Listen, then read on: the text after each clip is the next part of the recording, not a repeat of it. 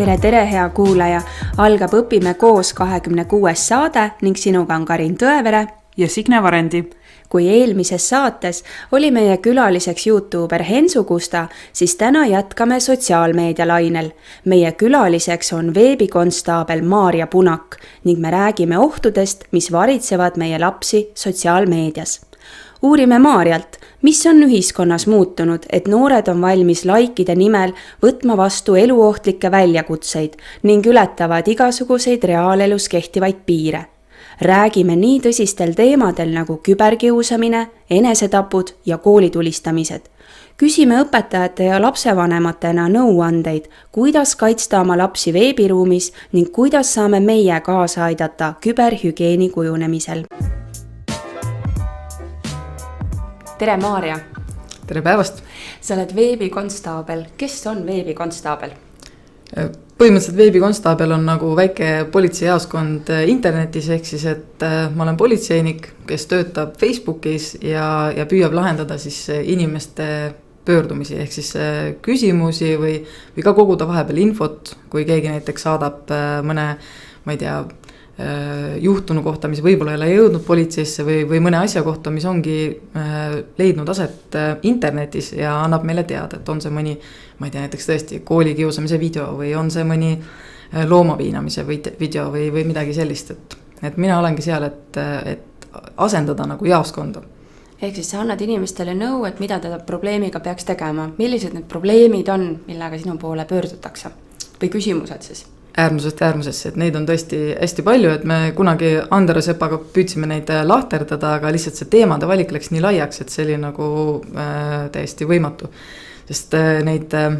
teemasid ei tule ainult seoses internetiga, et see on nüüd üks müüte, mis veebikonstaablitega kaasas käib, et me oleme need, kes tegelevad ainult küberteemadega. Enamus teemasid tegelikult puudutavad üldse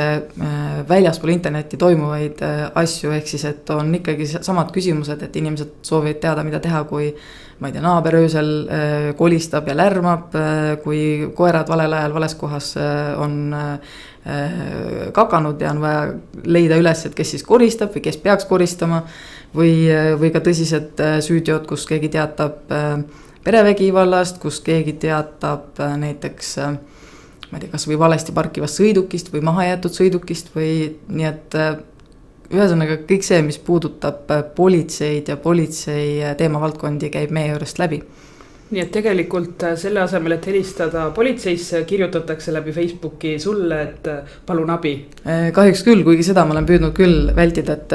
et ma olen püüdnud öelda inimestele, et kui ikkagi on vaja abi, siis on 112 ikkagi see, kuhu tuleb alati pöörduda ja eriti kui on nädalavahetus, eriti kui on õhtune aeg, et mina ikkagi töötan üldjuhul tööpäeva piires ja kui nagu tulevad sellised tõsised teemad nädalavahetusel, et ma küll kergelt vaatan oma postkasti üle, et kas on midagi väga kiiret, aga üldiselt jah, et tuleb ikkagi helistada 112. Et mul on olnud siin ka selliseid väga äärmuslikke näiteid, kus näiteks olin üks reede näiteks jäänud pikemaks ajaks töö juurde ja tuligi üks teade, kus keegi tegi pilte sellest, kuidas ta lebab raudteerööbastel ja ootab rongi, eks ju. Ja kui ma oleksin nii-öelda tööajast kinni pidanud ja olnud sellel ajal juba kodus, siis ma seda kirja ei oleks näinud ja võib-olla oleks jäänud abiga nagu saamata. Nii et ikkagi 112 on see kõige põhilisem, kuhu tuleb pöörduda, ka interneti asjadega. No nii, aga veebikonstaabli üks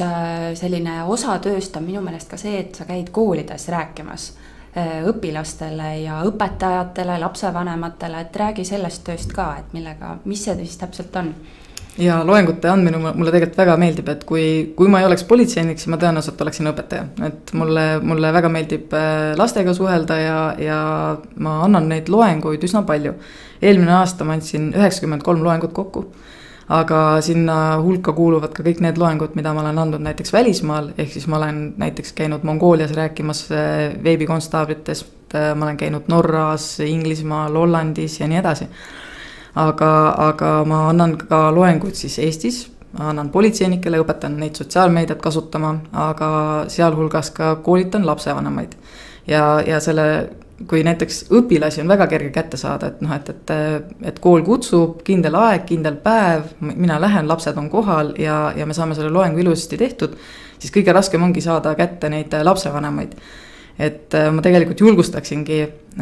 selliseid lapsevanemate gruppe, et kui teil on aktiivseid lapsevanemaid, kes sooviksid sellistel teemadel rääkida nagu küberkiusamine või sotsiaalmeedia ja ohud, mis seal valitsevad, siis pange korralik punt kokku,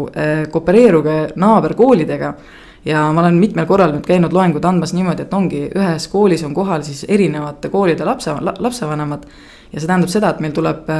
palju sisutihedam arutelu ja ka mina tunnen, et ma saan anda enda informatsiooni rohkematele inimestele. Sest kõige kurvem ongi minna siis, kui muidu on suur kool ja kohal on 10 lapsevanemat, siis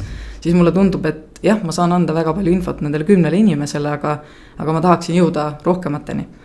Sest statistika üldjuhul ikkagi näitab seda, et kui ma juba lastevanematele loengut annan, siis see läheb alati üle aja. Loomulikult ma luban inimestele varem lahkuda, aga näiteks viimane kord, kui ma olin Tallinnas ühes koolis, siis meil läks 1,5 tundi üle aja ja lastevanematel oli nii palju küsimusi ja arutelu tekkis ja see ongi see, mis tegelikult on oluline ja see on see, millest lapsevanemad ka õpivad. No nii, aga sa juba ise mainisid ka, et see küberkiusamine on selline teema, eks ju, mis on lapsevanematel hästi oluline ja on ka sinu töös kindlasti selline peamine, et mis see siis täpselt on ja mida lapsevanemad sealt edasi siis tahavad teada veel, et praegu on sul kuulajaskond laiem, et jagame seda. Ja, et küberkiusamise puhul ongi see, et seal ei ole nagu sellist ühte konkreetset asja, et küberkiusamine koosneb väga paljudest erinevatest tegudest, mis üldjuhul kõik on kuriteod. Ehk siis kui me räägime sellest, et küberkiusamine on näiteks kellegi kontole häkkimine, see häkkimine on kuritegu. Kui me räägime sellest, et kellegist libakonto tegemine ja libakontoga seal suhtlemine on nii-öelda küberkiusamine, siis see on ühtlasi ka ju kuritegu. Ja neid näiteid on hästi palju, et minu selline võib-olla põhiboonus ongi see, et ma saan rääkida hästi palju elulisi näiteid. Tõesti, et kui me räägimegi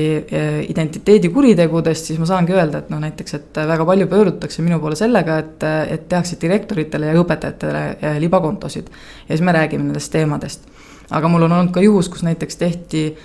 ühe õpilase emale tehti libakonto ja läbi selle libakonto kutsuti tutvumisportaalis mehi kohtumistele ja poisid istusid ise samal ajal põõsas ja itsitasid. Et eks neid näiteid on hästi palju. Kuni selleni, et tõesti ma olen kas või kui ma alustasin veebikonstaablina, et meil oli selline näide, kus anti teada näiteks hobuse identiteedi vargusest, et kas siis tekib arutelu, et kas näiteks hobuse identiteeti on võimalik varastada või mitte. Mis te arvate? No vast ikka on, võistlushobused ja nii edasi. See tundub loogiline, aga ikkagi kui me räägime, et identiteet kuulub isikule, siis hobune ei ole isik, et siis selle koha pealt ma tean, et see inimene kindlasti on minu vastusega rahul, kui ma ütlesin, et tõesti,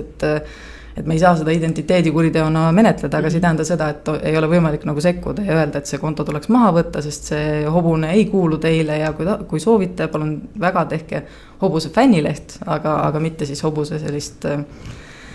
tutvustuslehte. Nii et jah, ja eks neid näiteid on veel, et eks selline, võib-olla inimesed mõtlevad, et küberkiusamine tihti peale ongi just seesama see, et sõimatakse, ropendatakse, siis tegelikult see on mõnes mõttes ikkagi nagu vähemuses, et pigem on sellist valeinfo levitamist ja kellegi täpselt see, et eriti kui suhted on purunenud, siis postitatakse väga isiklikke ja delikaatseid andmeid üles ja see häirib tunduvalt rohkem kui see, et keegi ütleb kellelegi halvasti. Sest meie lapsed oskavad ka väga hästi blokeerida ja kustutada ja neid eemaldada ja neid õelad kommentaare. Aga kui nagu hakatakse levitama selliseid valeinfosid või jah, siis see nagu võib-olla haavab rohkem. Et meil siin Tartuski on olnud näiteid, kus noored suhtlesid ühe pedofiiliga ja siis pedofiil hakkas laste kohta tegema selliseid kuulutusi, et panigi laste pildi ja teksti peale, et see tüdruk otsib sekssuhteid ja nii edasi, et need on kõik sellised näited, mis panevad lapsevanemaid mõtlema, et millistel teemadel üldse tuleks rääkida. Ja ma arvan, et näiteks selle aasta üks teemasid, mida ma kõige rohkem olen käsitlenud, on olnud vaieldamatult porno. Sest meil on juba koolides lapsi, kes, ma tean 2 last, kes ei käi koolis sellepärast, et nad on pornost sõltuvuses ja me räägime alla 14-aastastest. ja eelmisel aastal meil oli mitmeid juhtumeid, kus siis alla 10-aastased vaatasid telefonist pornograafiat ja üritasid siis nii-öelda järele teha, jah.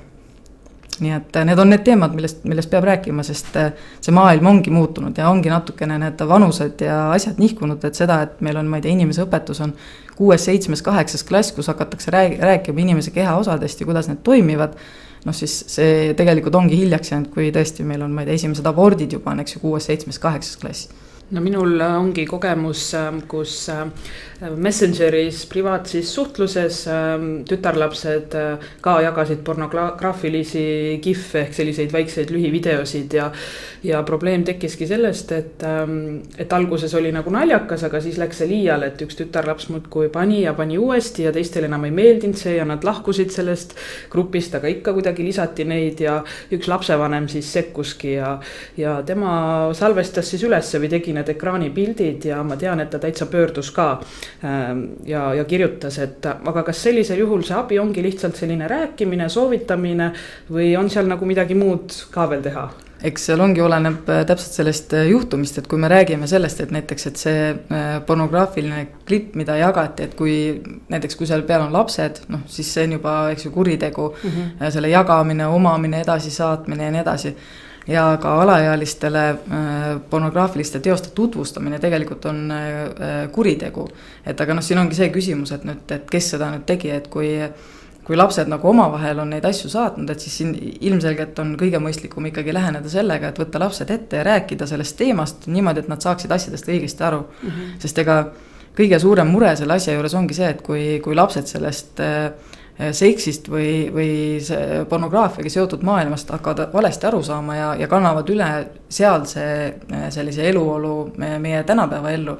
või igapäeva ellu, et see valmistab ikkagi kõige rohkem muret, et oluline on see, et lapsed saaksid asjadest õigesti aru. No kuskil olen ma kuulnud ka seda, et tegelikult lapsevanemal on ju vastutus, et kui ta annab lapsele kätte nutiseadme, millel on piiramatu interneti, nii-öelda pääs interneti maailma, siis tegelikult peaks ka lapsele juba tutvustama seda, et kuhu ta võib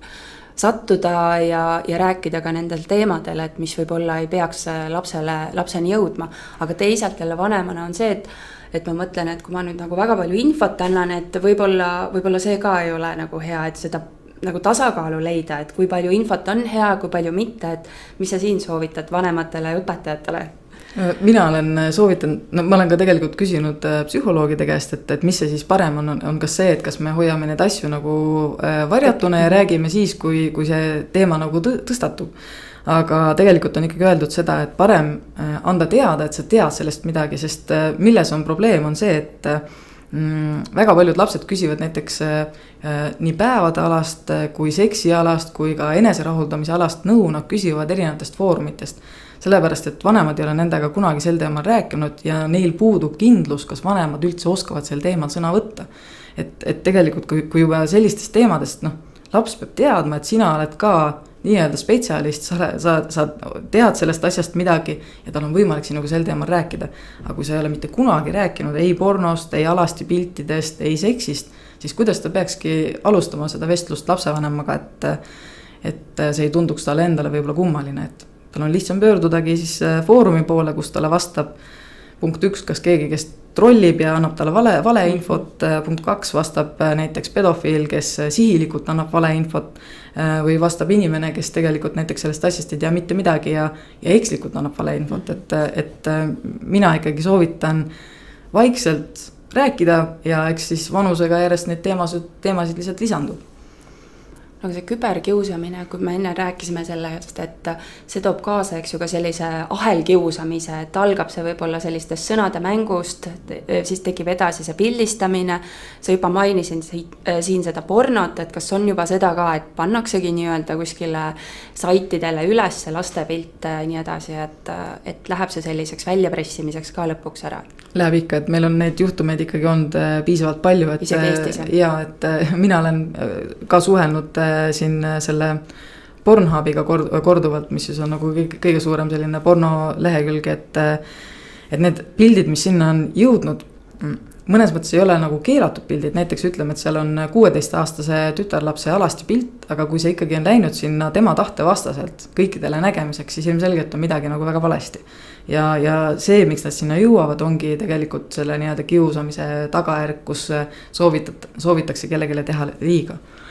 Et sellepärast ma nagu, kui me üldse piltidest räägime, et siis noh,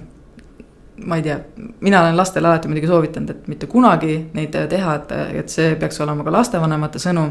sest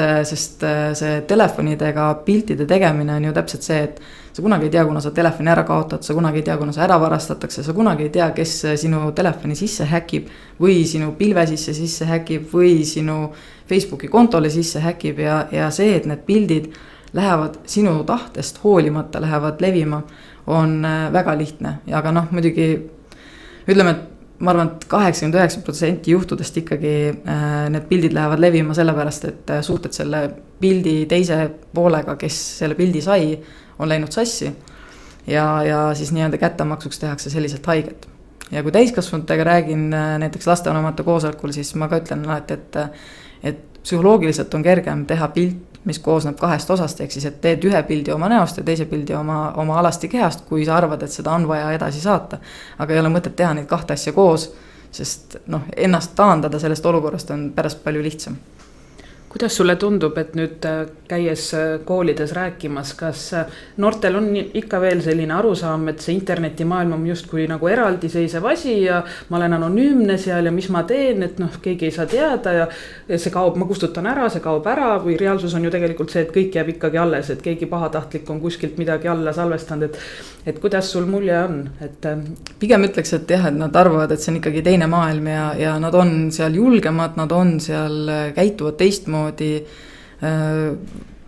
Kas või seda mõelda, et meil on ikkagi viimasel ajal koolidest tulnud täpselt sellised teated, kus näiteks, ma ei tea, poisid peavad grupivestlusi seoses sellega, et nad siis mõõdavad oma peenise pikkust ja teevad sellest pilti ja saadavad sinna grupivestlusesse, ehk siis, et nad nagu arutlevad sellistel teemadel, et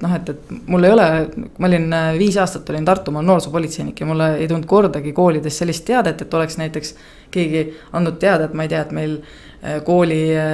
WC-s või vannitoas seal lapsed mõõdavad ja võrdlevad, aga see on nüüd tulnud selle internetimaailmaga seoses nagu kaasa,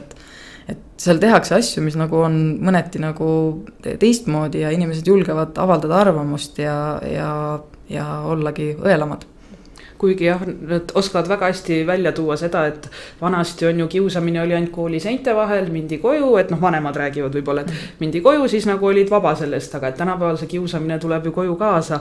aga et ikkagi neil on see arusaam, et ma seal internetis justkui võin teha mingeid asju teistmoodi,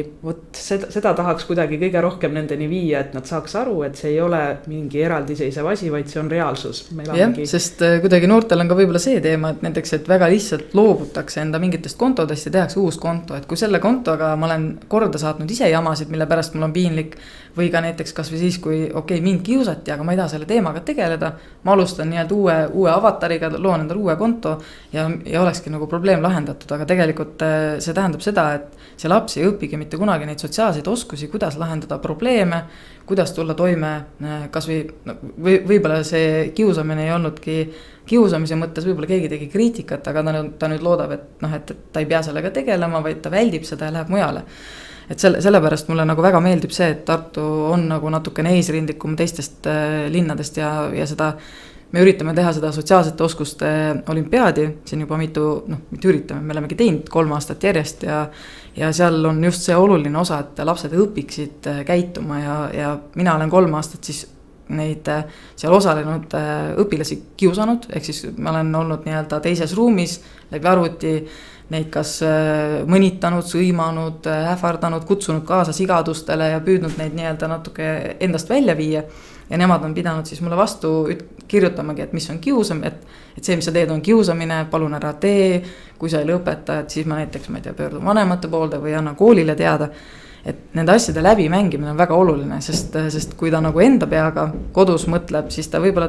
ongi, ta jätab selle tegemata, sest see suhete klaarimine või sotsiaalsetes oskustes teise inimesega mingite asjade üle võib-olla ka vaidlemine ongi keeruline ja seda on vaja õppida. aga kuidas nüüd õpetajatega lood on, et kui õpilased võib-olla siiamaani arvavad, et see on selline eraldiseisev maailm, kas õpetajad on ka seda meelt, et see on mingi kauge asi, meie ei pea teadma, mis seal toimub, et mis suhtumine õpetajatel on? Ma väga ootan seda hetke, kus ka õpetajaskond võtab vastu sellise nagu üldisema otsuse, et mida selle teemaga siis teha, sest tegelikult ju minu arust õpetajad jagunevad küll kahte, kuigi tõesti neid, kes ütlevad, et see internetimaailm, nendesse ei puutu, neid on nagu valdavalt rohkem. Aga on ka teine grupp õpetajad, kes ütlevadki, et näiteks klassijuhatajana on see infovahetus sotsiaalmeedias ja seal kohal olemine väga oluline töö selline protsessi osa. Et minu arust praegu sellist suunist ei ole õpetajatele antud. Ja juurde peaks käima ju siis ka see, et kuidas õpetajad saavad hakkama kõige sellega, mis seal toimub, sest ma tean õpetajad, kes saavad sellega suurepäraselt hakkama, kes sekkuvad näiteks, kui on klassigrupid, grupivestlustesse, annavad suuniseid, ehk siis nad on eeskujuks, nad on nii-öelda ka natuke selliseks moraalseks kompassiks ja hoiavad asju kontrolli all ja siis on õpetajad, kes lihtsalt nendivad, et jah, meil klassigrupis näed seal oli mingi sõimamine ja solvamine aga et siis ongi küsimus, et kus siis õpetaja ise oli tegelikult. Ja seda, et meil on ka tulnud igasugused teated, kus ju õpetajad trollitakse, et küll saadetakse armastuskirju, siis saadetakse vihkamiskirju, siis saadetakse kirju kellegi teise nime alt, et õpetajad segadusse viia ja temalt midagi välja meelitada. Et need on sellised teemad, mida õpetajad peaksid ka tegelikult oma koolis, oma inimestega läbi rääkima, et kas või see, et kui meil ei tule üle eestilist seisukohta, siis võiks ju olla nagu selle konkreetse kooli seisukoht, et kas me oleme sotsiaalmeedias aktiivsed, kuidas me neid asju nagu reguleerime, kas või seda tõesti, et on tulnud ju ka kaebusi selles osas, et näiteks õpetajad vastavad õpilaste kirjadele õhtul kell 11 või kell 12, et kas me räägime sellest, et kas see nüüd on sobilik, et kui tegemist oleks telefonikõnega, siis ilmselgelt see oleks sobimatu. Aga et kas siis sotsiaalmeedias näiteks ei kehti. Üks lapsevanem on väga selle peale pahandunud. Või ka seda, et kas üldse peab õpetajaga sõber olema. Et tegelikult need on läbi arutamata teemad ja ma arvan, et see lähiaastal tuleb kindlasti ära teha. Jah, mulle tundub, et praegu nagu iga õpetaja justkui ka enda väärtuste järgi siis toimetab ja tegutseb, et kes lisab lapsi Facebookis sõbraks endale, kes ei lisa, et kui palju keegi sekkub, kui palju keegi siis nii-öelda väldib seda teemat. Et kas õpetaja ikka oskab oma profiili niimoodi sättida, et tegelikult lapsed ei näeks tema pilte, mida ta on pannud näiteks veiniõhtu sõbrannadega ja nii edasi, et seal on nagu nii palju selliseid teemasid, mille puhul ei ole see, et politsei ütleb, et nii ei tohi või tohib, vaid see on pigem eetilised ja moraalsed küsimused ja need on need asjad, mida peab ju ikkagi igaüks nii-öelda läbi arutama, et vähemalt meil politseis on olemas ka nii-öelda sotsiaalmeedia juhisid ja mida teha ja kuidas politseinikuna seal ikkagi nagu sõna võtta ja millised pildid siis on okei, et politseinikul on üleval ja avalikult ja millised ei ole, et seal on ju tekib kohe väga palju erinevaid kõrvalteemasid, kui sa politseinikuna postitad midagi väga kahtlast. Ma tunnen jah, et siin on nagu see sarnane teema, et õpetajaks olemine ja politseinikuks olemine, et kas sa oled 24, 7 on ju, et jah, et ma arvan, et siin õpetajatel oleks politseinikelt õppida, et võtta see sama võib-olla või kohandada siis ka endale just, et mul ongi klassijuhatajana juba ette kirjutatud, et mida mul sobib teha, mida mul ei sobi teha, et ma arvan, et see oleks nagu hästi hea. On, aga sellega on jube kiire. Et selles suhtes, et tegelikult kui me juba ei ole hiljaks jäänud, siis tegelikult ongi ju see häda, et meil ju noored kolivad ära kinnistesse gruppidesse. Ehk siis, et seda, et need uued noored teeksid endale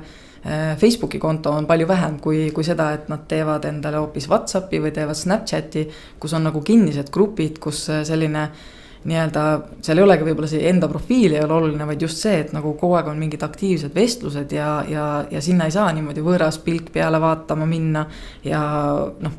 see on hoopis teistsugune maailm ja me liigume üha rohkem sinna poole ja mul on nagu mõnes mõttes ma ütlekski, et ma ei tea 5 aasta pärast võib-olla veebikonstaabel sellisel kujul, nagu ma praegu töötan, ei saagi töötada, et lihtsalt need süsteemid on nii palju läinud teistsugusemaks, et tuleb hakata mõtlema uusi suundi välja.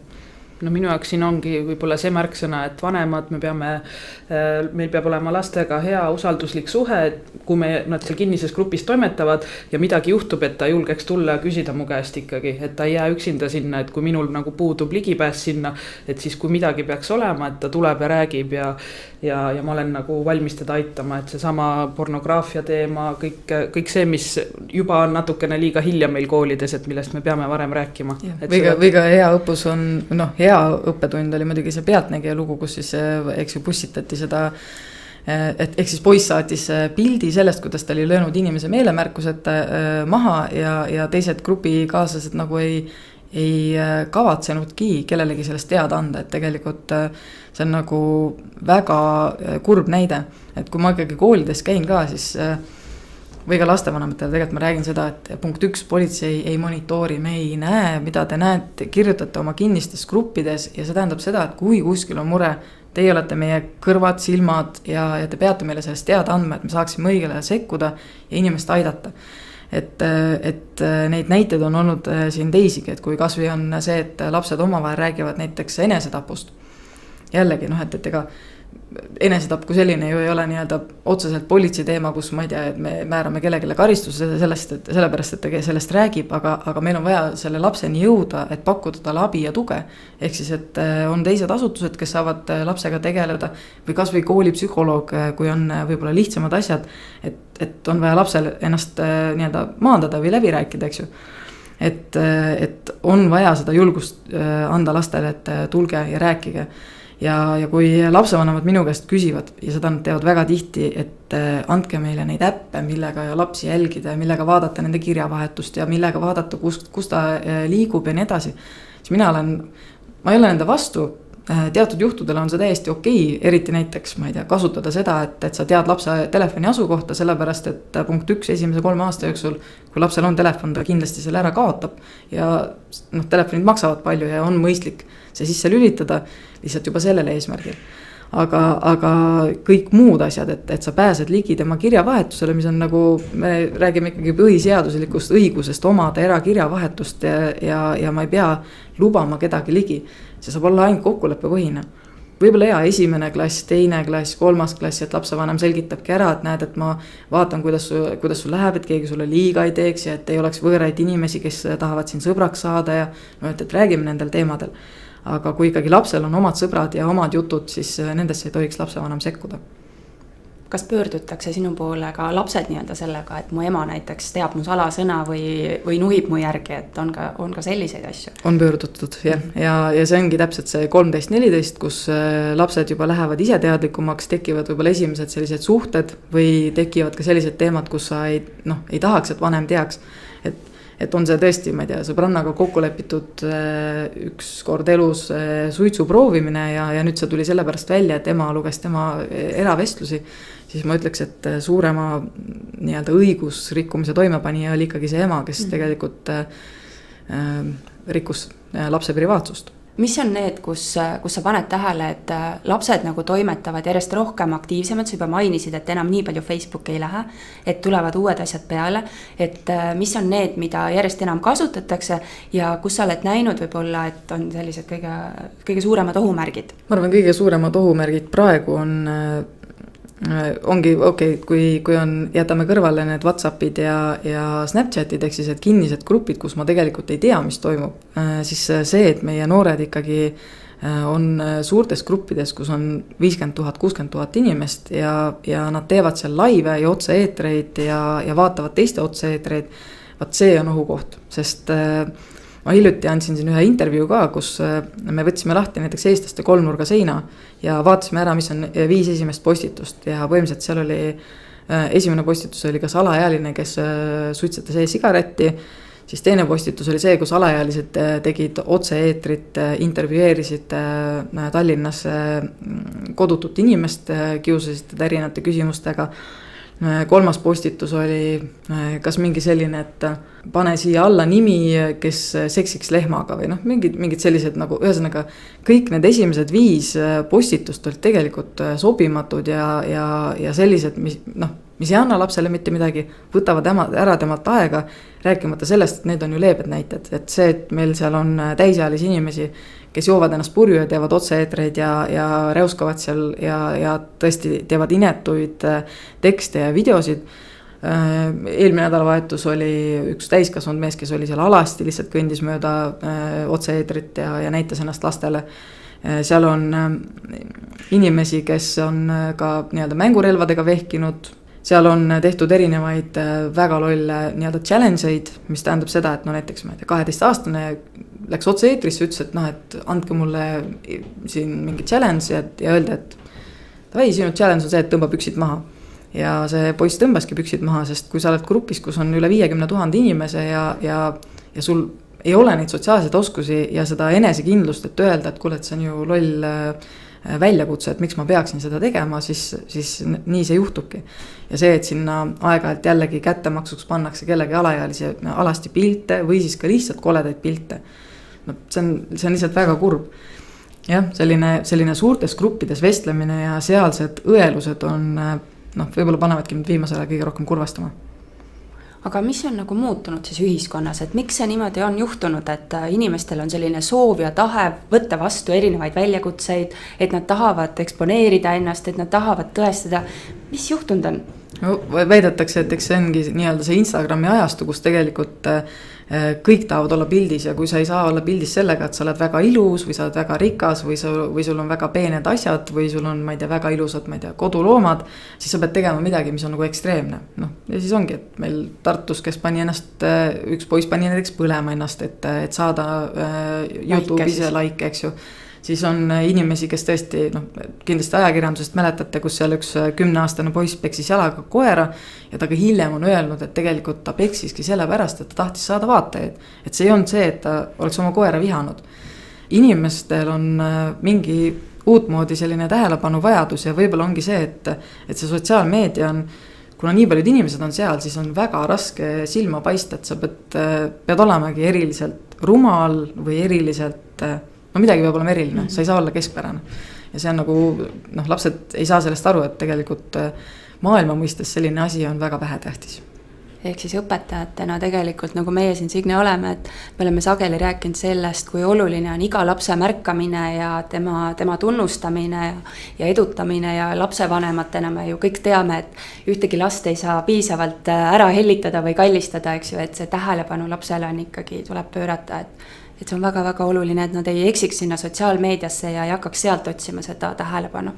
Jah, need like'id on ju sellist sõltuvust tekitavad ja eriti kui sa oled laivis otse eetris ja sa näed, kuidas need südamed või pöial üles või like'id järjest tulevad, et ma kujutan ettegi, et see noor, ta eksibki ära, ta ei saagi aru, mis on nüüd reaalsus ja mis ei ole, et tema näeb ainult seda positiivset tagasisidet, et Ameerikast olen kuulnud juhtumeid, kus tütarlaps filmis oma sõbranna vägistamist otse eetris ja sai neid like ja nii-öelda kaasa elamist ja ma kujutan ette, et need, kes võib-olla vaatasid seda kodus, nemad ei saanud ka aru, et see kuidagi, või nad ei seosta ära, et see on selline reaalsus ja see on hirmus asi, mis juhtub. Et ma arvan, et see on see like'ide, see sõltuvus like'idest. Ja ma arvan, et meil on veel minna ka, et seesama, kui me rääksime siin sellest nagu kättemaksust, et kellegi näiteks alastipildi levitamine, siis mulle väga meeldis see, mida tegi Norra politsei, et nad olid väga radikaalsed, ehk siis, et kui loodi üks suur grupp, kuhu pandi küll mitte mitte alasti lapse pilt, aga oli see täiskasvanute seksvideo ja siis mida hakati nagu jagama ja siis nad võtsid kõik 1004 inimest ja nad kõik 1004 inimest, kes olid selle asjaga seotud, said karistada. Et Eestis ikkagi tihtipeale me räägime sellest, et kui nüüd oli see näiteks selle sama alaealise pornograafilise pildi või erootilise pildi jagamine, siis ikkagi see tegija ja edasijagaja saavad karistada. Aga see, et nad viimasel ajal teevadki selliseid gruppe, kus sul on kuni 300 inimest, siis meil ei ole veel sellist juhtumit olnud, kus kõik need 300 inimest, kes selles grupis olid, kes seda pilti nägid, oleksid saanud karistada. Et mul on tunne, et meil on mõnes mõttes oleks vaja nii-öelda nagu näidispoomist, et aru saada, et tegelikult ka nemad on ju süüdi. Sa läksid gruppi, sest keegi kutsus, et mul on teile huvitavat materjali, ma ei tea, näiteks Maarja Punaku kohta ja kõik, kes tahavad, andke oma märku, eks ju, ma lisan teid enda gruppi. Ja see, kes seda materjali jagab, ta jagab ka sellepärast, et ta tahab ise kuidagi nagu, ma ei tea, tähtsust saada või kuulsust saada ja et see on nagu, see on üks asi, mis mind ka on muretsema pannud, jah. aga kas see tähendab seda, et meie seadusandlus on veel nagu lapse kingades, et kas peaks nagu seadust muutma selleks, et noh, ongi need, et järgijad on ju kõik tegelikult ka sisuliselt tunnistajad, et võiks ju teada anda või millesse? Me oleme seda tegelikult ka on räägitud nii prokuröride tasandil ja niimoodi, et lihtsalt siin ongi vaja hakata rohkem tegema teavitustööd lastele, et nad saaksid sellest aru. Aga noh, et senikaua, kuni meil ei ole ka tegelikult ühte korralikku juhtumit, mille põhjal rääkida on noh, see jääb ikkagi jutuks, sest noh, see, et ma ütlen, et sa ei tohi alla 14-aastasest omada pilti, kus tal küll on päevitusriided seljas, aga näiteks sõrm on suus ja kuidagi tagumik on lükatud ette, ehk siis, et ma ei tea, et on tehtud nii-öelda erootiline pilt lapsest, et sa ei tohi seda omada, sa ei tohi seda edasi saata, siis lapsed ei saa sellest aru, sest nende arvates ongi see on nagu mõnes mõttes nagu nali või kuidagi. Et üritavad täiskasvanud ju järjendada, et aga no ma saan aru, et see küberhariduse üks nüüd eesmärke on ka see, et ju minu arust juba esimesse klassi kirjutati sisse need küberhügieeni mõtted ja sealt peaks tulema ka lastele see sama teadmine, et milline pilt on lubatud, milline pilt on keelatud ja sealt peaks tulema kõik need muud asjad, mille vastu lapsed eksivad, et kas või ma ei tea näiteks, mis te arvate, kes on kõige suurem vanusegrupp, kes tavaliselt jagab loomapiinamisvideosid? Ma ei kujuta ette, mingi äkki siis 10-12 aastat. Ja ongi 10, 11, 12 ehk siis ja nemad ei jaga selle pärast, et vaata kui äge keegi, ma ei tea, pani kutsikat põlema, vaid nad jagavadki selle pärast, et oi vaadake kui õudne, mida nad tegid koerale, aga nendel puudub see teadmine, et tegelikult inimene on teinud selle video selleks, et saadagi kuulsaks, saadagi neid vaatamisi, isegi siis, kui ta saab isegi neid nii-öelda pöial alla nagu dislike märke, et noh, see on tema jaoks nagu boonus igal juhul, et lapsed ei saa sellest aru ja minu arust nagu küberhügieeni osa, et panna lapsi mõistma, et millele klikkimine ja mille vaatamine ja mille jagamine tegelikult toob kahju, on ääretult oluline. Jah, et nad omast arust teevad on ju justkui nagu head, et nad saadavad edasi, et hoiatavad või noh, et vaadake kui hirmus, aga just, et see klikk läheb kirja ja see inimene teeb tõenäoliselt seda edasi ja veel hullemini, et saada veel rohkem neid klikke. Et jah, see oleks vaja lastele selgeks teha. Ja teisalt jällegi ma jõuan siia, et need hirmsad videod, need jällegi annavad jällegi mingisuguseid uusi mõtteid ja ideid, et mida siis rumala peaga jällegi järgida või nii-öelda challenge eid esitada üksteisele, jah, et ma üritan siin isegi selliseid nagu nii-öelda õnnestunud klippe tegelikult üritan lastega rääkida, et neid maha võtaks, et see sama, et kui keegi ikkagi rulatab mööda Pirita kloostri varemite ülemist serva ja ta ei ole alla kukkunud, eks ju, ja ta sai sellest video teha, siis ei tähenda seda, et ta peaks seda jagama, sest leidub järgmine inimene, kes ei taju seda, et kui ekstreemne see tegelikult on, kui ohtlik see on, ja see, et ta tegelikult rikkus seadust sellega, et ta ju tungis eravaldusesse, ronis mööda seina üles ja nii edasi. Et noh, et see ei ole see, et ma olen nagu õel ja tahan kellegi kuulsus sära kuidagi kustutada, aga on asju, millega lapsed võiksid kuulsaks saada. Noh, tehke midagi tarka, tehke midagi ägedat, tehke midagi lõbusat, tehke mingi uus saavutus, tehke tõeliselt sellist nalja, mille üle nagu kõik naeravad, et mitte see, et sa teed kellegi teise arvelt ja kulul. Või siis tõesti kellegi eluohtu seades. Nii, aga rääkides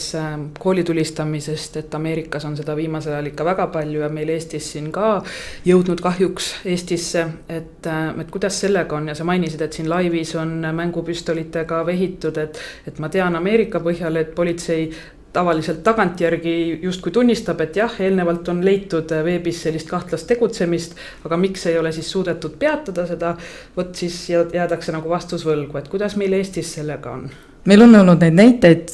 kus siis on lapsed lubanud kooli võtta kaasa noa või püssi, aga minul ei ole olnud ühtegi näidet, kus oleks keegi lubanud kaasa võtta päris relva ja kus ka see päris relv oleks leitud. Mis ei tähenda seda, et õhupüssiga ei või väga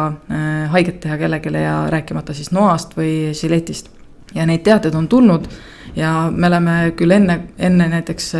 kooli selle lapse kinni pidanud või ka sellel eelmisel õhtul, kui meile see teade on tulnud, et me ei ole lubanud neil lastel ka kooli minna, et need teated, mis on minule jõudnud, on saanud tegelikult sellise positiivse lahenduse. Aga need toimivad ka ainult täpselt senikaua, kuni meile neid teateid tulevad, et tulebki julgustada lapsi ikkagi teada andma, kui on murekoht, keegi tahab endale liiga teha, keegi tahab teisele liiga teha, et andke meile teada, et meil on inimesed, kes oskavad sellega tegeleda ja see laps kindlasti vajab abi. Millised on need murekohad või nii-öelda punktid, mida lapsevanemad, õpetajad peaksid märkama laste juures või lapsed ise omavahel, et kaaslane kuidagi viimasel ajal käitub võib-olla veidralt ja sellised nii-öelda nõuandenurgad, kuhu sa suunaksid? Et selleks, et midagi märgata, kui nii-öelda väliselt ei ole midagi näha ja võib-olla sa ei tunne seda last nii hästi,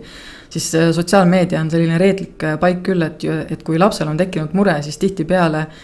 sotsiaalmeedia kas läheb üliaktiivseks või vastupidi, läheb täiesti tummaks ja ta võib oma profiili üldse ära kaotada. Ehk siis kui on väga olulised drastilised muutused sotsiaalmeedia käitumises, siis see on see koht, kus peaks juba nagu keegi uurima ja sekkuma, et milles on mure. Aga lapsevanemale ma soovitan vaadata, on tarkvanem.ee selline leht, siis on targaltinternetis.ee leht, kuhu ma olen ise palju infot nagu andnud ja mida on üles pandud. Siis meil on ka politsei enda kodulehel on infot ja sinna me plaanime nüüd suve jooksul ka tegelikult panna natuke uuenenud ja teistmoodi infot. Ja ma soovitan vaadata lastevanematel ja ka koos lastega suurimjulgus.ee lehekülg, sellepärast et seal on nii täiskasvanud kui lapsi, kes räägivad, kuidas neid on kiusatud, kuidas nad nendest asjadest on üle saanud ja ma arvan, et see on selline hea mõtlemise ja arutelu koht, et kus laps ja lapsevanem saavad omavahel rääkida, ja õpetajatena see on klassijuhataja tunni teema minu meelest väga täpselt, et kui koolides siin seda informaatikatundi või seda nii-öelda arvutiõpetust või meil oleks vaja seda sotsiaalmeediaõpetust, et seda nagu ei ole, et järjest vähendatakse, et siis klassijuhatajatena kindlasti võiks seda enda tunnis siis käsitleda. Jah, et need on just sellised teemad, mille üle tuleb nagu arutleda, sest mis iganes probleem noorel seal sotsiaalmeedias tekib, et tal tegelikult peab kuskil kõrva taga olema mingi kogemus mingist asjast, et kuidas mingi asi lahenes. Aga kui see on talle selline esmakordne asi, et ongi, et keegi küsib alasti pilti ja kui mul nüüd ei ole head vastust öelda, või niimoodi, et eriti kui tegemist on näiteks kellegagi, kellesse ma olen armunud ja ma ei taha talle haiget teha, et öelda, et ma ei ole nõus, et kuidas öelda niimoodi, et kõik saavad aru, et see ei olegi okei ja mina seda ei tee. Et nendest asjadest tuleb niimoodi nagu rääkida, et lapsel tekiks oma arusaam ja tal oleksid nii-öelda varuvariandid kuskil kõrva taga olemas. Et me, Maarja, rääkisime siin küberkiusamisest, rääkisime sotsiaalmeediast, veel koolitulistamisest ja teemadest, et kas midagi sellist on veel, mida me veel peaksime teadma, midagi, mis tavainimest võib-olla tavaliselt ei puudutagi, eks ju, et ilmselt võib-olla ka midagi, mis šokeerib võib-olla meid. Ja, et seesama tegelikult need enesetappude mängude teema, et ma arvan, et kõik lapsevanemad on saanud selle kirja politseilt, kas siis eelmisel aastal, kui me rääkisime sellest Sinivaala teemast. Ja siin vahepeal on tulnud igasugused erinevaid teemasid juurde, meil on olemas näiteks venekeelsetes keskkondades Punane öökull, siis kõik need lapsevanemad, kelle lapsed vaatavad kättemaksukontorit, peaksid kindlasti oma lastega rääkima kuldse liblika teemal, sellepärast, et ikkagi üle Eesti 6 last sattusid segadusse seoses sellega, et nad ei saanud aru, et see kuldne liblikas on välja mõeldud tegelane ja et ei ole sellist asja nagu kuldne liblikas. Et see on oluline teema ja mulle väga meeldib see, et nüüd VAT-teater võttis selle enda teemaks, ehk siis nad tegid etenduse ja kui te nende seda kava vaatate, siis küll esimesed etendused kõik on juba välja müüdud, aga kindlasti leidub ka tulevikus aega, kus seda saab vaatama minna.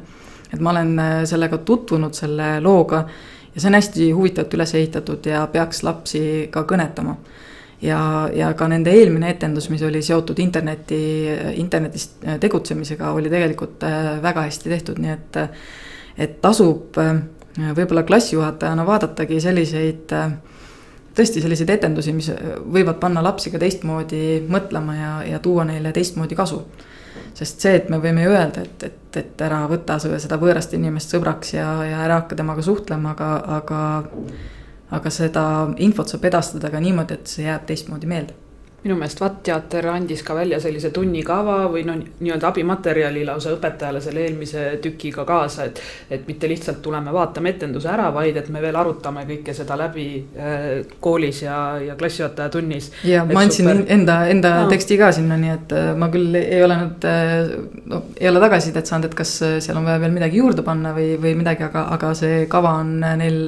tähendab, ka seekord on neil see plaanis samamoodi, et on õpetajatele mingit kasulikku infot. Ja mul tuli nüüd ka meelde see, et anti ju välja ka suur ohutusraamat õpetajatele, et võib-olla te olete sellest oma raadiosaates juba rääkinud, et mina käisin teatud õpetajad, keda siis näiteks Tartu koolid saatsid koolitusele, käisin ka koolitamas ja just viidates nendele näidetele, mis on toodud selle ohutusõpikus nagu välja. Et tasub sirvida, siis seal on eraldi see küberkiusamise osa sees ja vähemalt nii palju, kui mina sellest rääkisin ja see tagasiside, mida õpetajad andsid, siis mul oli nagu kõrvad läksid punaseks, kui lugesin, sest lihtsalt nii nagu inimesed olid väga rahul selliste teema käsitluse ja näidetega, et tasub seda asja vaadata, et saate sealt kasulikku infot. Aga mul on tunne, et sotsiaalmeedia,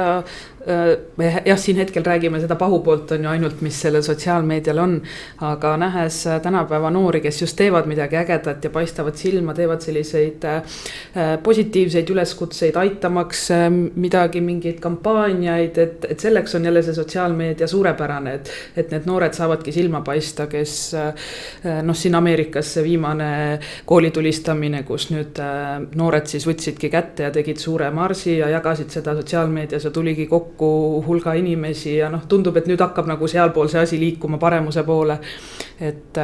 võib-olla sellest ka õpetajatena rohkem rääkida, et kasutame seda sotsiaalmeediat ära, et just neid positiivseid asju esile tuua ja midagi head teha sellega. Jah, et selles suhtes, et ongi, et viimasel ajal tundub, et see sotsiaalmeedia on nagu halbade uudiste ja selle nagu levitajad või isegi kui me vaatame seda täiskasvanute meediat, et kui vaadata, ma ei tea, Delfi lehte, eks ju, siis seal on üks surma jääb teist taga, üks hukkumine, üks sõda,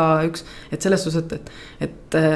tasakaal on täiesti paigast ära ja see on ju meie enda teha, et millisena me seda maailma tahame, et kui me tahame, et meil inimesed oleksidki stressis ja endast väljas, sellepärast et kogu aeg on üks surmajutt, siis ega siis me ei jõuagi kaugele. Ja see, et see positiivne uudis või positiivne asi ei müü, ei vasta ka tõele, et seda peab lihtsalt oskama nagu turundada, ehk siis jällegi see, kuidas teha meedias turundust ja kuidas olla sotsiaalmeedias atraktiivne, see on ju eraldi, ma ei tea, kas see on see meediatunnid või mis iganes ja et seda saab koolis kõik ette võtta ja miks mitte tehke nii-öelda koolina toetage neid alustavaid YouTubereid ja õpetage neid, et nad ei läheks laivi kehva kvaliteediga videoga, vaid et see, et ta juba teebki juba tasemel asja, et keegi ei pea, ma ei tea, tema kohta tegema seal halvustavaid kommentaare, et näed, et ma ei tea, sul kaamera värises või et miks sa telefoni käes hoiad, et kui sellised põhiasjad ära rääkida ja nad hakkavad tegema häid asju hea kvaliteediga, siis ma ütleks, et see hea sõnum peab ükskord hakkama välja paistma. No sa juba jõudsid sinna kooli teema, nii et ma, Maarja, küsingi sinu käest, et milline on sinu meelest nüüd see unistuste ideaalne kool, et sina kui veebikonstaabel kindlasti, sul on oma koolikogemus, eks ju, ja sa oled käinud paljudes koolides, sa näed, et mis suunal koolid tegutsevad, võib-olla oled kursis ka sellega, et mida lapsed ise näevad, et mis koolis peaks võib-olla teisiti olema, eks ju, et milline oleks see unistuste kool? Ja nüüd keegi võiks arvata, et võiks olla hästi palju tehnikat, aga mulle meeldiks just vähem tehnikat, sest millest tänapäeva ühiskond ja lapsed puudust tunnevad, on ju see sotsiaalne suhtlus, see sama õpetajaga näost näkku suhtlemine, et kui me üha rohkem teeme selliseid harjutusi või ülesanded, kus laps nokib omaette, eks ju, kuskil siin selles ekraani taga, siis tegelikult nagu ka õpetajana kas või tõesti, et minna ja vaadata, mida ta selle ekraani taga teeb, tegelikult nagu see on hoopis teine kui see, et ta teeb selle asja vihikusse ja sa saad seal midagi välja tuua ja ta näeb oma vigu. Sest mis minu arust selle tehnika juures ongi see, et sa parandad selle asja ära, sul ei jää meelde, mis see sinu viga oli või sul ei jää eksimused ei jää meelde, aga kui sa vaatad oma, ma ei tea, kirjatehnika vihikut, siis sa vaatad oma matemaatika vihikut, seal on ilusti näha, et kus sa ei saanud jagamisest aru, kus sa hakkasid jagamisest aru saama. Et minu arust, et ei ole mõtet nagu liiga tehniliseks ka minna. Isegi ülikoolis minu arust, et kui on ikkagi liiga palju PowerPointe, siis see asi ikkagi ei tööta enam, sest siis õpetaja jääb enda sinna ekraani kinni ja ikkagi see, nii nagu kõik need tagasikooli ja noored kooli räägivad, et seesama, et õpetaja oma kogemuse edastamine ja oma sellise sisu juurde panemine on nii oluline, et ärme tugineme sellistele mingitele ühtsetele mingitele internetis olevatele asjadele. Internet on hea, kust infot koguda, aga mitte millekski muuks. Kas küberhügieen peaks olema koolis ainekavas kirjas? Jaa, ma saan aru, et nad tegelikult mingi plaan näeb ette, et ta võikski tulla, aga ma ei tea, kas see plaan läbi läheb. Sest tegelikult see peaks juba algama juba lasteaedadest, sest ma olen tegelenud ju ka nende lasteaedadega, kus lasteaed pöördub minu poole ja ütleb, et nad on hädas sellega, et lapsevanemad tahavad, et nende lastel oleks 24/7 mobiil käes ja nad saaksid iga kell helistada oma vanematele. Ja kui me mõtleme nagu kasvatuslikus mõttes, mis on lasteaia ülesanne, siis see teeb selle lasteaia ülesande palju keerulisemaks kui see, et ma ei tea tõesti, et iga kord, kui laps varba ära lööb, ta juba helistab emale, juba ema tuleb kooli või sinna lasteaeda kohale, et mul on tunne, et siin on mingid asjad, mis tuleb nagu paremini läbi rääkida, et kas lasteaed on lihtsalt see koht, kus vaadatakse, et laps endale viga ei teeks või tal on ikka mingi muu mõte ka. Aga kuidas muuta nüüd seda vanemate maailmapilti, et kui koolis me alustame, eks ju, räägime küberhügienist ja nii edasi, aga see noor põlvkond lapsevanemaid, kes ei ole saanud seda kasvatust, võib-olla nad ei tea, aga need nutiseadmed on neil olemas, oma pisikestele juntsudele annavad nad ka varakult kõik asjad kätte, et kuidas siis neid kasvatada, harida, muuta, kuidas sa jõuad nendeni?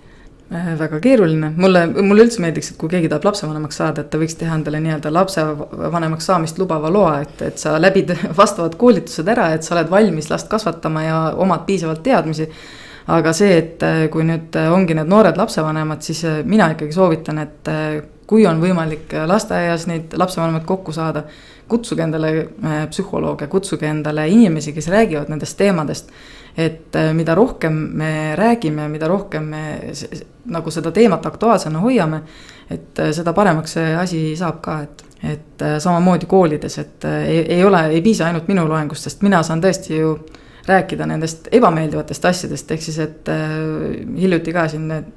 ühel konverentsil Tiina Teppan tegi ka mulle nagu märkus, et näed, et kas siis tõesti internetis midagi head positiivset ei ole, et aga mul on väga keeruline rääkida, sest keegi ei anna mulle teada, et ta leidis näiteks väga ägeda kassi video või et umbes, et ta avastas internetis midagi väga toredat, et kui minule kirjutatakse, siis see on ikkagi ju negatiivne. Järelikult tasakaaluks võiks koolis ollagi, käiagi psühholoog või keegi, kes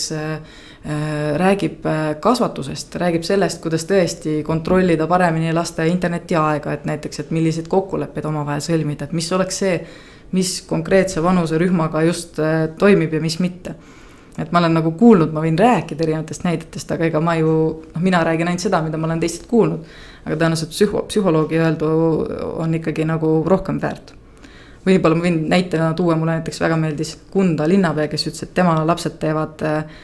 niimoodi, et neil on selline kord kodus, et täpselt nii palju, mitu tundi oled väljas, võid olla nii palju tunde ka internetis. Ja mida rohkem lapsed on väljas, seda vähem nad jõuavad olla internetis, sest nad lihtsalt füüsiliselt ei jõua sinna minna. Ja minu arust see on nagu väga nagu selline sportlik ja hea mõte. Eluterve lähenemine. Ja kui on viimane ilm, ma sain aru, et siis oli see, et kui sa tund aega loed raamatut, siis sa võid tund aega minna näiteks ka sotsiaalmeediasse. Väga tore. Et see on ikka lapsevanema enda teha, et selline, ma ei tea, lihtsalt äravõtmine või nagu keelu panemine ilma, et sa nagu seda sisu talle räägiksid, see ei mõju. No ilmselt on, me Signe sinuga oleme arenguvestlusi ka pidanud ja oleme vist kuulnud ka seda küll üksikutel juhtudel, et laps ütlebki, et aga mul on kodus, emme on telefoni sissi, on kogu aeg arvutis ja mis ma siis teen, ma olen samamoodi, et me seisame nagu sellise ajastu teelahkmel, kus meil ongi vaja kõigepealt iseenda käitumist jälgida ja vaadata ja võib-olla siis me suudame adekvaatsemalt ka oma tegevusi nii-öelda hinnata ja tagajärgedega silmitsi seista. Absoluutselt, sest jällegi mul tuli meelde see üks Rakvere psühholoog, kes ütles, et temal on kodus ikkagi selline kord, et kui kell 5 kõik tulevad töölt koju, lapsed tulevad koolist koju, hakkab nutivaba aeg, ehk siis keegi ei või oma telefone kontrollida, kui just ei ole tõesti mingi hädaolukord või mingi nii-öelda, et on teada, et peab tulema hilisem kõne.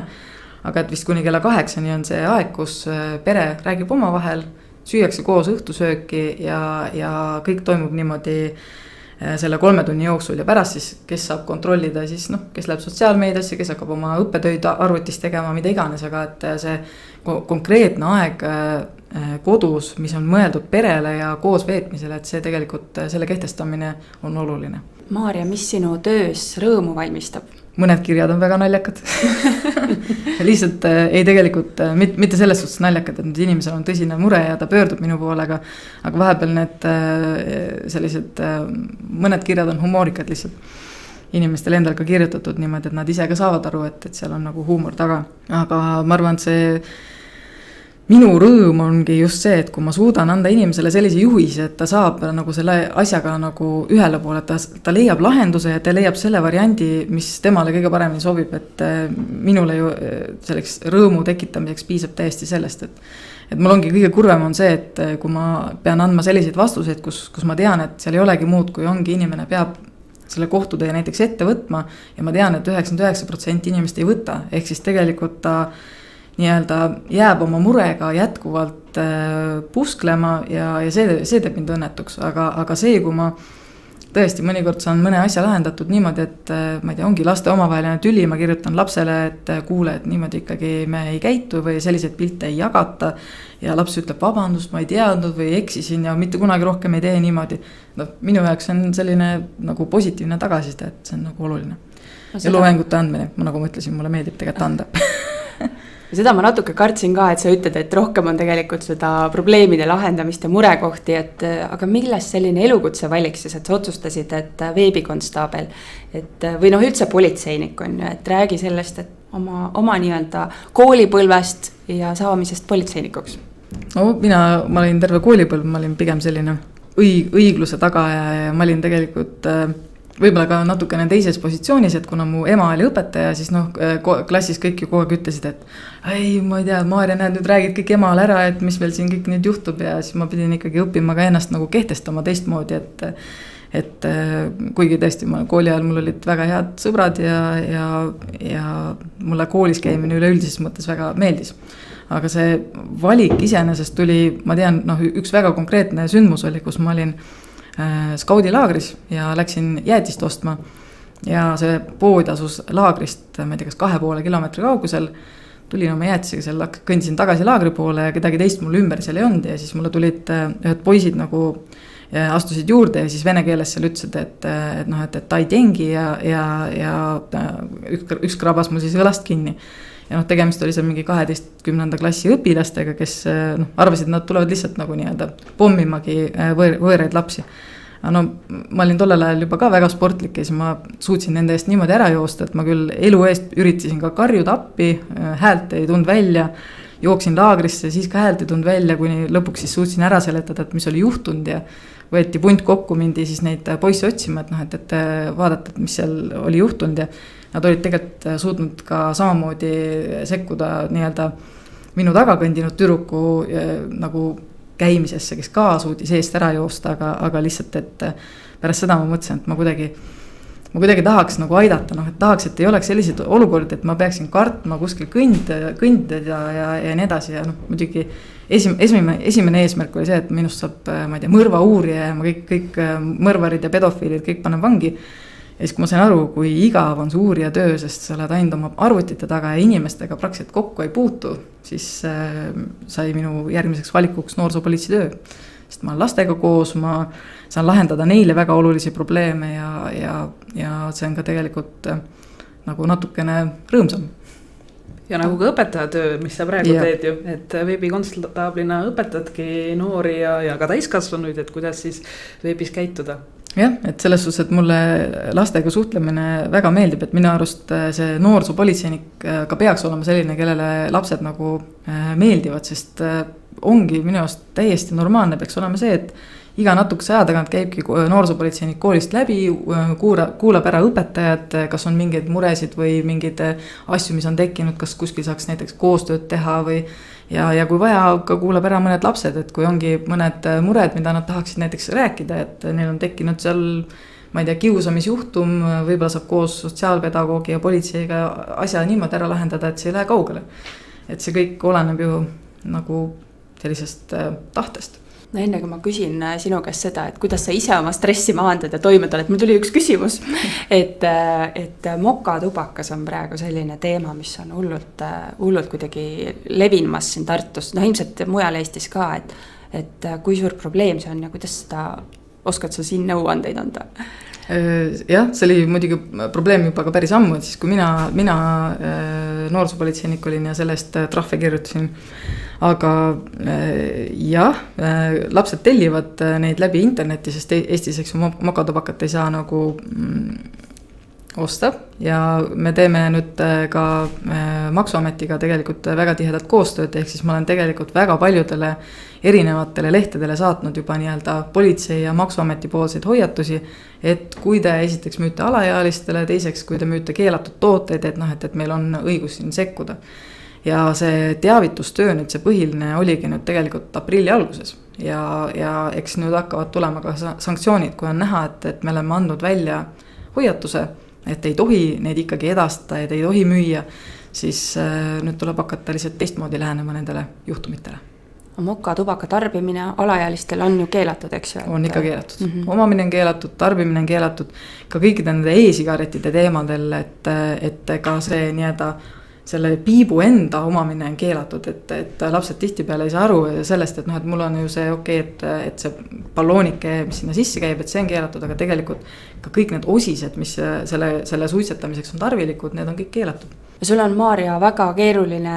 ja pingeline töö ja nagu sa ise ütlesid ka, et neid kirju, millele sa vastad ja neid küsimusi on tegelikult päevas ikka tuleb väga-väga palju ja tihtipeale on need ka ju inimeste mured on ikkagi väga tõsised, et need ei ole sellised,